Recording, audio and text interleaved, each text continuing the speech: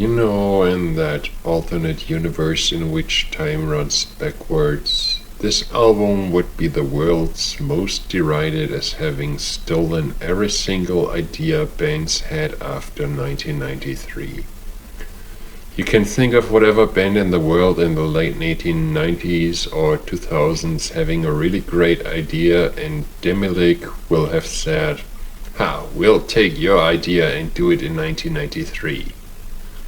Basically, this album is the culmination of all cool ideas in metal from all the years after this album was released. But Demilich did them before they became cool ideas in metal as a whole. The problem is that from a neutral viewpoint, amazing quality aside, it isn't very easy to sell this album to those not familiar with it. That's because describing the surface elements doesn't leave a very appealing mix in theory.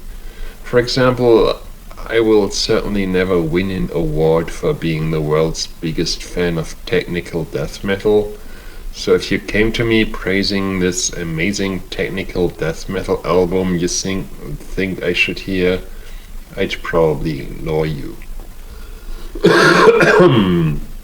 Moreover, there certainly is no love lost between myself and death metal that infuses a strong sense of melody. So if you praised the great melodies on this album, hell would freeze over before you got me even remotely interested. Then, to top things off, you may begin to talk about vocals that sound like a cross between belching and frog vocalizations, and you can be sure to have given me a mental image of an album I will certainly never give the time of day.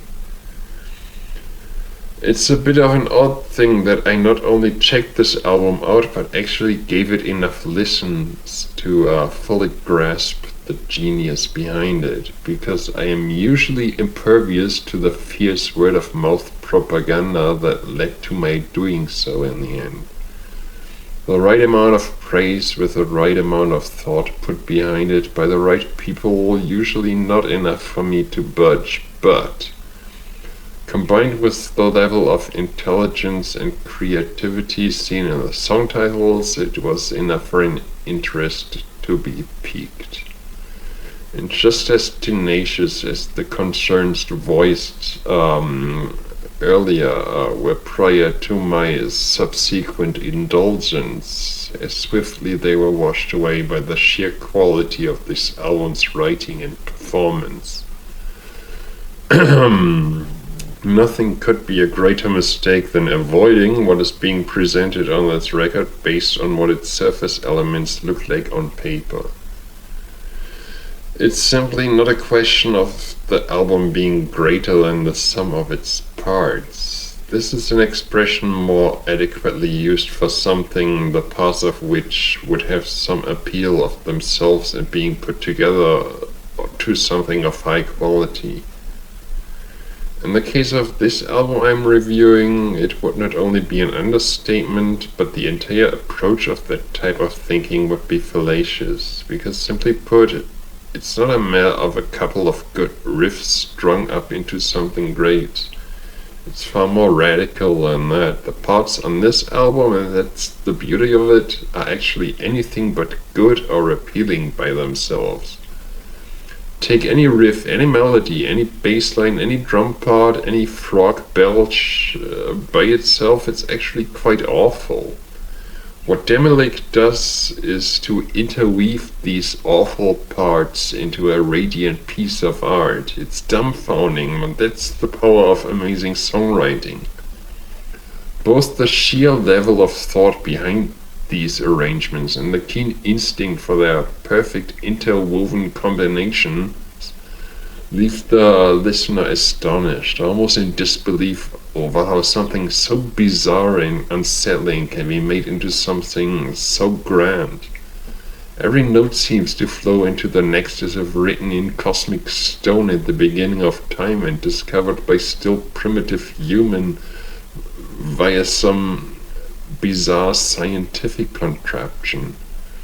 Every hit on the drum kit I like, and every utterance of the vocalization, it all fits together like a prehistoric puzzle to be solved once humankind has hit the right level of evolution. It all creates a certain aesthetic flow that can only be compared to the beauty of the workings of the universe themselves. It's a work of genius, no less can be said about it.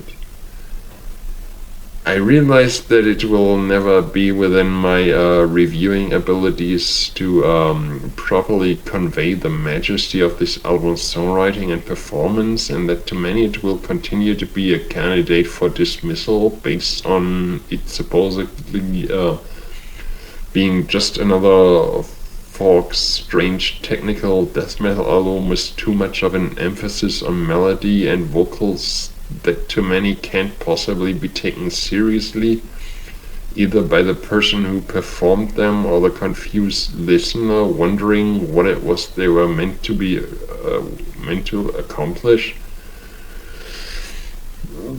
I don't think any of my ramblings on this review will make any difference to those reluctant about giving this album enough listens to fully immerse themselves in it and discover its genius. The fact that this is one of the best recordings in the whole of metal and possibly music itself, that fact remains.